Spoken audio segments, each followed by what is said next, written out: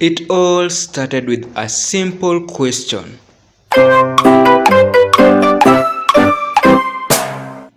Why do we use soap? But before we dive into the sad sea world of soap, I want to take you to the ancient Babylonians because they are among the first in human history to make a soap-like substance that was so good that it was used to wash wool and linen among other uses. I want to welcome you into ancient Babylon because these were among the first civilizations in human history to bring about soap into the world. They simply boiled animal fats in wood ash just to make a soap-like substance. Other civilizations such as the Egyptians also used the same methods. So, how exactly did this magical piece of science find itself in the life of each and every other individual, including me and you? And why does it have to come in different shapes, fragrance, colors, states, yeah, and even prices? To find this out, I had to go somewhere else. Check me out.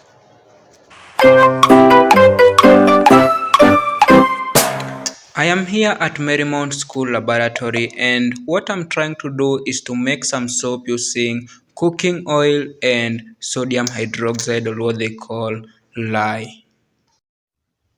My idea is if I can be able to make soap part by part, then I can be able to understand how it works. So, after salting out the solution and stirring and heating for some time, actually around 20 minutes, I was able to make soap. At this point, I did not have a lot of things to do, so all I could do was to change the camera position so that you could see the soap forming from different angles.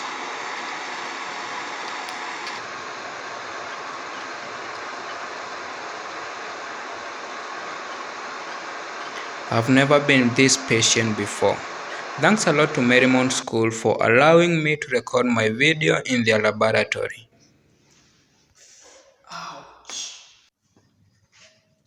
And it is already smelling very soapy.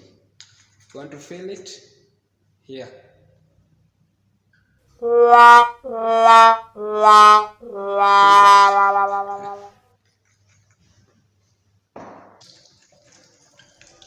And because it was taking a lot of time to cool down, I decided to use advanced methods of cooling, as you can see. We call them advanced.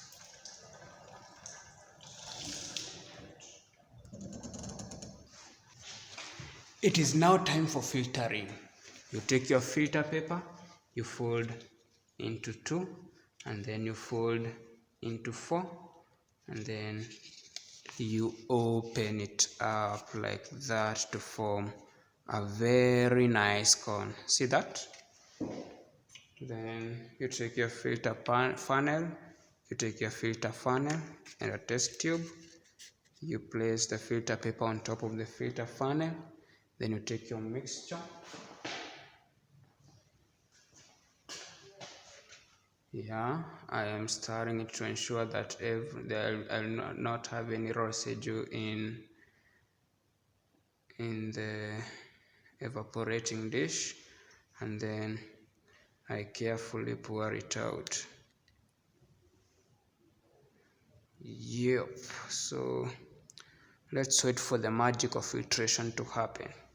You see, I keep wondering whether this here is soap. So, as I'm waiting for the filtration to finish, I'm going to confirm that it's soap or not. So, come along with me.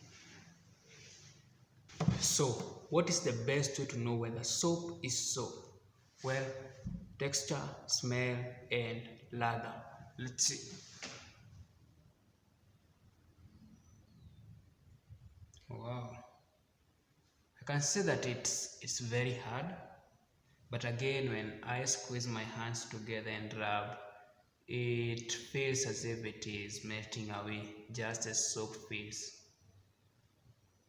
The smell, I must say that I know the company that makes this exact soap formula.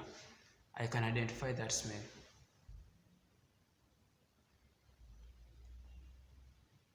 Yeah, So what about lather?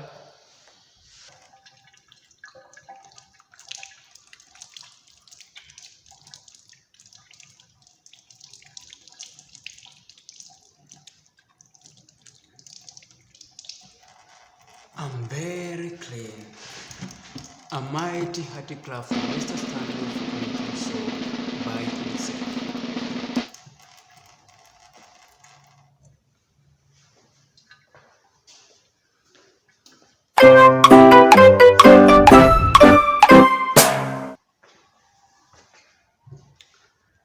To understand how soap works, think of a ship anchor, the one that helps a ship stay in place when it's in the harbor. That is how soap works. Just like the anchor, it has a metal ion which dissolves in water, thus providing anchorage. And then it has the hydrophobic part or the tail which dissolves the oil, just like the rope that holds the ship in place. Once the oil is dissolved, eventually when the surface is rinsed with clean water, it remains sparkling. Such is the magical work of soap. And for the other questions, why do we have liquid soap? For a soap to be liquid or solid, it depends on which metal ion it has. If the ion is from a softer metal, then that is liquid soap. And if the ion is from a hard metal, then that is solid soap. A good example of a hard metal is sodium, and a good example of a soft metal is potassium. That is what makes some soap to be solid and others to be liquid. The different shapes come from the different molds which are used during the curing of the soap. And to add some color and fragrance, manufacturers use different plant dyes, aloe vera, moringa, black charcoal, whichever it is. Once they add, they give it a color, a smell, and an effect on the skin. The more costly the process of making a certain soap determines its price. For example, bathing soap is more expensive than the normal bar soap. This is because for the bathing soap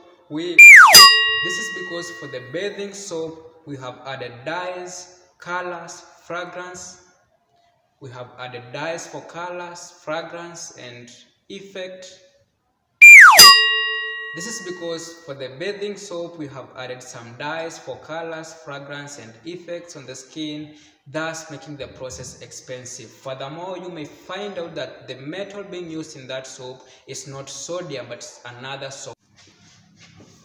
Hey, thank you so much for watching to the end. This is the end of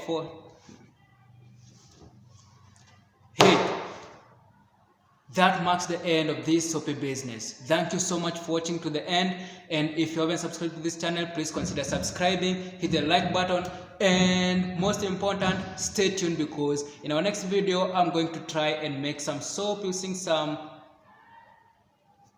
locally available materials.